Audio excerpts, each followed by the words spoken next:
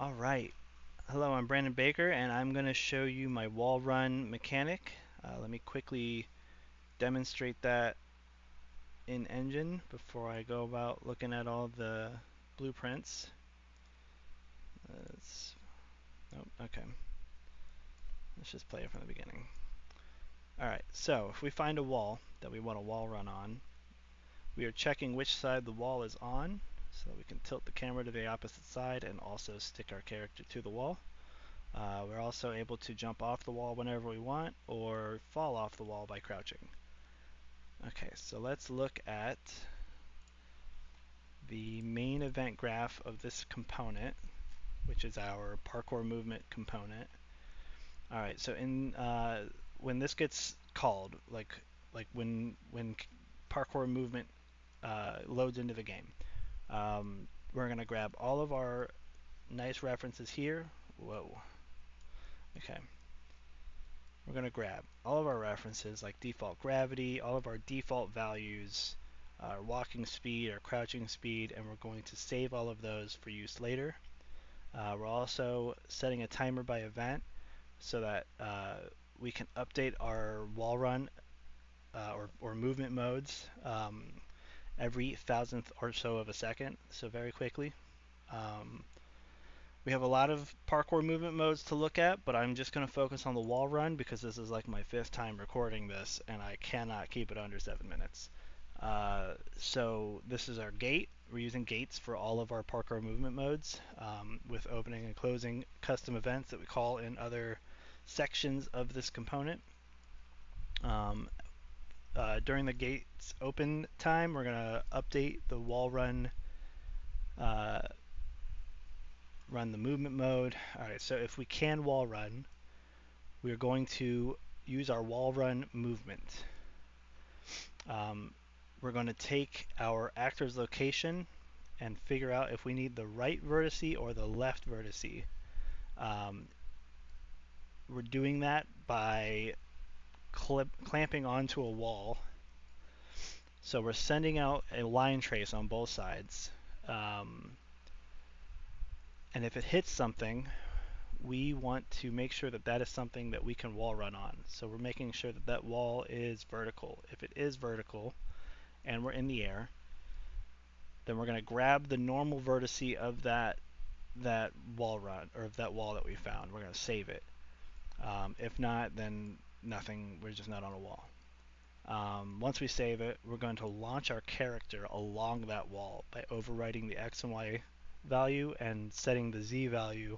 The z value being overridden here was I couldn't decide if I wanted to have gravity affect the player or not. So I ran it both ways and settled on the way I have it now, which is with a quarter gravity. All right, and then we're going to take our wall run direction, which I'll show you in a sec, and we're going to multiply that by the speed that we're going, whether it's sprinting or not sprinting, and we're going to get our launch velocity, so how fast we're going to get pushed along the wall. If that works and we stick to a wall, then wall run is true, or on wall is true. Then we're going to set the movement mode. Now, if it's going to be right or left, depends on which direction ends up being true. So -1 will send us to the right, or will clamp us to the right, and 1 will clamp us to the left. So either way, we will set our movement modes, and if both are wrong, then we'll call wall run end, because that means that we've either hit the end of the wall and there's no wall left for us, or we did not find a wall. In that event, or in that function, we're going to check that we are wall running, and if we are wall running, we're going to set our new parkour mode to none. You can call this event by crouching, by finding a walkable ledge that you can mantle onto. This gets called a lot, but what it does is it closes the wall run gate, so we can't wall run for reset time amount of time, which I have set to a quarter of a second.